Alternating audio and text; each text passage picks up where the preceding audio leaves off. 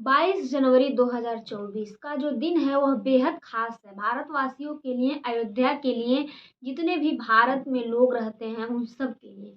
क्योंकि उस दिन जो है राम मंदिर प्राण प्रतिष्ठा की नींव रखी जाएगी। हमारे भगवान राम जी अयोध्या में विराजमान होंगे, जिसके लिए जो तारीख है 12:29 से 12:30 के बीच जो है उनका जो राम मंदिर का प्राण प्रतिष्ठा है, भगवान श्री राम जो विराजमान होंगे। अब सबसे बड़ी बात ये है कि इसी बीच जो है एक खबर बहुत तेजी से वायरल हो रही है। खबर ये है कि हाल ही में जो है एक ईमेल आईडी से मैसेज आता है और जो है मैसेज में लिखा होता है कि वहाँ पे जितने भी लोग हैं, अयोध्या के लोग हैं या फिर जो सीएम हैं योगी आदित्यनाथ हैं और जो वहाँ के एसटीएफ हैं यूपी के, वहाँ के जो अमिताभ यश हैं और साथ ही देवेंद्र तिवारी जो हैं वो भारतीय किसान मंच के अध्यक्ष हैं। इन तीनों चारों लोगों को बम से उड़ाने की धमकी मिलती है। धमकी देने वाला जो होता है अपने आप को आईएसआई का सदस्य बताता है और साथ ही ये भी कहता है कि मैं जो है आतंकी संगठन से जुड़ा हूँ और जो कोई जिंदा नहीं बचेगा। और साथ ही साथ जो राम मंदिर है उसकी जो नींव रखी जा रही है उसे भी मैं रखने नहीं दूंगा और मेरे जो साथी हैं यूपी के चारों तरफ फैल चुके हैं। अब जो यह खबर है, कभी-कभी पुलिस जो है अपना ढंग से काम नहीं करती है, लेकिन चूँकि इस मंदिर का सवाल है, प्रतिष्ठा का सवाल है और जैसे कि सबको पता है कि जो 22 जनवरी 2024 का दिन है, इतिहास में कितना महत्वपूर्ण है ये तिथि। इसको लेकर के ज़ोरों-शोरों से तैयारियाँ हो रही हैं, साथ ही साथ कोई गड़बड़ ना होने पाए, पूरे चौकसी चौबंद के साथ जो है सारी व्यवस्थाएँ की गई हैं। हर तरफ जो है सुरक्षा को लेकर के ज़्यादा से ज़्यादा कठोर से कठोर कदम उठाए गए हैं। साथ ही जो है अयोध्या में होटलों का मिलना भी अब मुश्किल हो गया है। अब बात आती है अयोध्या में श्री राम मंदिर के प्राण प्रतिष्ठा की। वहाँ पे जितने भी वीआईपी लोग हैं या फिर जितने भी साधु संत हैं, लगभग जो है 8,000 जो है संतों को बुलाया गया है। क्रिकेटर, एक्टर, राजनेता, बहुत बड़े-बड़े लोगों को जो है वहाँ पे इनवाइट किया गया है। अब सवाल ये उठता है कि आखिर कौन है वो शख्स जिसने जो है अयोध्या के राम मंदिर को बम से उड़ाने, साथ ही जो सीएम हैं उनको, यूपी के सीएम उनको बम से उड़ाने की धमकी दे रहा है। अब पुलिस के पास चूँकि यह ईमेल आता है, पुलिस जो है सीएम जो होते हैं योगी आदित्यनाथ जी, वह जो है दिशा निर्देश देते हैं। बड़े-बड़े आला अधिकारियों से मीटिंग रखी जाती है रातों रात कि आखिर कौन-सा शख्स है जो अयोध्या को और साथ ही साथ सबको बम से उड़ाने की धमकी दे रहा है, उन्हें जल्द से जल्द पकड़ा जाए। अब बात करेंगे कि यहाँ पे जो देवेंद्र तिवारी हैं, वह जो है भारतीय गौ सेवा परिषद में एक एनजीओ भी चलाते हैं और भारतीय किसान मंच के अध्यक्ष भी हैं। और इनका जो थाना है वो लखनऊ में है, बांद्रा के। और जो सबसे पहले चिट्ठी आती है इन्हीं के पास आती है, लखनऊ में इनका निवास स्थान है। चिट्ठी आती है और ये टैग करते हैं और जो सबसे पहले टैग करके इन्होंने कहा और साथ ही साथ इन्होंने ही जो है एफआईआर दर्ज भी कराई और सबको बताया कि मेरे पास एक धमकी भरा मेल आया था। अब जो है वहाँ पे एसटीएफ के जो चीफ हैं अमिताभ यश जो हैं, उन्हें भी मेल मिलता है क्योंकि ये जो देवेंद्र तिवारी हैं ये सबको दिखाते हैं और टैग करके देख कहते हैं कि ऐसा-ऐसा जो है किसी ने धमकी दी है जो आतंकी संगठन से जुड़ा हुआ है। 13 नवंबर 2023, 27 दिसंबर 2023 दोनों दिन जो मेल आए थे, मेल का बस स्क्रीनशॉट था जिसमें धमकी दिया गया था और साथ ही साथ जो मेल करने वाला था उसे लगा था कि वह कभी पकड़ में नहीं आएगा। अब जो चूँकि सीएम का आदेश था और अभी जो है ये खबर थी, चली रही थी और सबको पता है कि जो 22 जनवरी का दिन है वह कितना इम्पोर्टेंट है।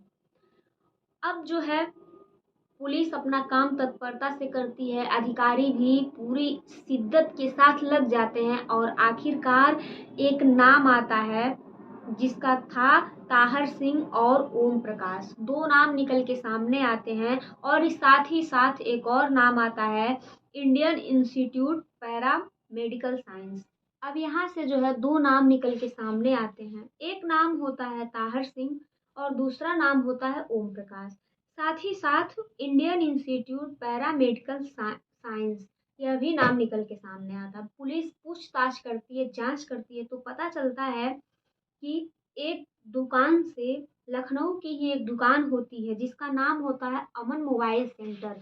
वहाँ से जो है मोबाइल 2 दुकानें, 2 अलग-अलग जो है मोबाइल खरीदे रहते हैं ये लोग और साथ ही 2 ईमेल बनाते हैं और आई एम अंसारी खान और जुबैर खान नाम से जो है ईमेल करते हैं और सीधे-सीधे जो है धमकी देते हैं राम मंदिर को उड़ाने की। और एसटीएफ के जो होते हैं अमिताभ यश जी चीफ, उनको और साथ ही साथ जो सीएम होते हैं उनको कड़ी मशक्कत के बाद जो है 3 जनवरी 2024 को पुलिस जो है पूछताछ करती है तो एक मुस्लिम नाम सामने आता है जिससे धमकी दी जाती थी। वह चूंकि मुस्लिम नाम था लेकिन धमकी देने वाले जो हिंदू थे जिनका नाम जो है ओम प्रकाश था और एक और नाम था जो ताहर सिंह था। अब जो है पुलिस फिर पूछताछ करती है तो पता चलता है कि जो इंडियन पैरामेडिकल इंस्टीट्यूट है वहाँ के वाईफाई का इस्तेमाल किया गया था। अब पुलिस जो है इंडियन पैरामेडिकल इंस्टीट्यूट के जो मालिक हैं उनको पता करने की कोशिश करती है तो कोई और नहीं जबकि पुलिस के सामने जो नाम पता चलता है बेहद चौंका देने वाला होता है और वह नाम किसी और का नहीं होता है बल्कि देवेंद्र तिवारी का ही होता है। वही देवेंद्र तिवारी जो कि भारतीय किसान मंच के अध्यक्ष होते हैं जिनके पास मेल सबसे पहले आता है, जो उसको टैग करते हैं और जो एसटीएफ के चीफ होते हैं उनके पास मैसेज भेजते हैं, स्क्रीनशॉट शेयर करते हैं और साथ ही साथ एफआईआर भी लिखवाते हैं। अब सामने आता है ये बात कि आखिर उन्होंने ऐसा क्यों किया, क्यों उन्होंने इतने लोगों को, कुछ भी हो सकता था, साथ ही साथ पुलिस को और साथ ही साथ इतना खौफनाक कदम क्यों उठाया, उन्हें क्या ज़रूरत पड़ी कि अपने ही खिलाफ जो है पुलिस के सामने अपने ही सारे कुछ करके पुलिस के सामने ऐसा करने की क्या ज़रूरत पड़ी। तो पुलिस छानबीन करती है तो पता चलता है कि एक वायरल वीडियो हो रहा है जिसमें एक गुड्डू नाम का जो मुस्लिम शख्स है, अब साथ ही साथ जो उमेश पाल हत्याकांड हुआ था वहाँ पे गुड्डू नाम का शख्स है जो कि देवेंद्र तिवारी को चूंकि धमकी भरा मैसेज देता था। जो देवेंद्र तिवारी हैं वह जो है बूचड़ खाने के प्रति या फिर कोई भी जो गाय का मांस खाता हो या फिर हिंदू धर्म के जो है सनातन धर्म के ये बहुत बड़े समर्थक थे। इन्हें जो है डर था कि कहीं कोई मेरे ऊपर हमला ना करवा दे और साथ ही साथ जो ओम प्रकाश था वह इनका पीए था। मतलब कि जो दोनों व्यक्ति थे जिनका नाम सामने आया है वह इनके ही कर्मचारी थे। अब जो है इन्हें एक चिट्ठी मिलती है 22 अगस्त 2022 को जिसमें गुड्डू नाम का जो शख्स होता है इल्ज़ाम ये लगाते हैं कि उन्होंने इसे धमकी दिया है मार देने का। पुलिस चूंकि ये एफआईआर करवाते हैं, पुलिस कोई सख्त कदम नहीं उठाती है। फिर 21 अप्रैल 2023 को फिर से इन्हें एक चिट्ठी मिलती है। पुलिस जो है उस पे भी कोई खास कदम नहीं उठाती है। तब इन्हें लगता है कि हो ना हो मैं जिस पोजीशन पर हूँ, मैं जितना लोगों के लिए काम करता हूँ, मुझे कोई बहुत बड़े समर्थक नहीं मिल रहे हैं और साथ ही साथ इन्हें कुछ बड़ा करना था, कुछ फेमस होना था। इन्हें लग रहा था कि मैं जिस पोजीशन पे हूँ मुझे ज़्यादा लोग नहीं जानते हैं, कुछ बड़ा किया जाए जिससे मुझे ज़्यादा से ज़्यादा लोग जाने, मेरे ज़्यादा से ज़्यादा राजनीति में मेरा महत्व बढ़े। तब ये योजना बनाते हैं और योजना के तहत जो अपने ही कर्मचारी हैं उनसे धमकी भरा मेल करवाते हैं। इन्हें लग रहा था कि ये बच जाएँगे और साथ ही साथ जो ये मोबाइल जहाँ से खरीदे रहते हैं, वह सिर्फ़ और सिर्फ़ इसलिए 2 मोबाइल का यूज़ करते हैं, 2 सिम का यूज़ किया गया रहता है, ताकि जो मेल है वह करके धमकी भरा मेल करके मोबाइल को जला देते हैं। इन्हें लगता है कि जैसे हर बार की तरह पकड़े नहीं गए, इस बार भी पकड़े नहीं जाएँगे। लेकिन चूंकि राम मंदिर की प्रतिष्ठा का सवाल था, सीएम के प्रतिष्ठा का सवाल था और साथ ही साथ जितने भी वहाँ पे व्यवस्थाएं की गई हैं उनमें कुछ गड़बड़ी ना हो, पुलिस अपना काम बाकायदे करती है और 3 जनवरी 2024 को ये पकड़े जाते हैं। अब जो है इन्हें सुरक्षा भी नहीं मिल रहा था, इस बात का भी डर था कि इन्हें बहुत बड़ा सुरक्षा चाहिए था।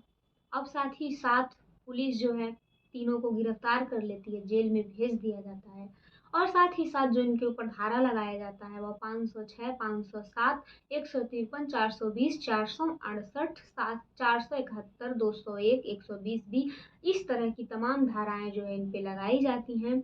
अब जो है साथ ही जो 2 लोग हैं उनका भी करियर पूरी तरह समाप्त हो चुका है। इन्होंने ऐसा जघन्य अपराध किया है पुलिस को गुमराह करने का, साथ ही साथ अपने ही धमकी भरा मैसेज करवा के, अपने ही खिलाफ एफआईआर दर्ज करवा के जो इनकी जो भी इज्जत थी वह सारी की सारी डूब गई।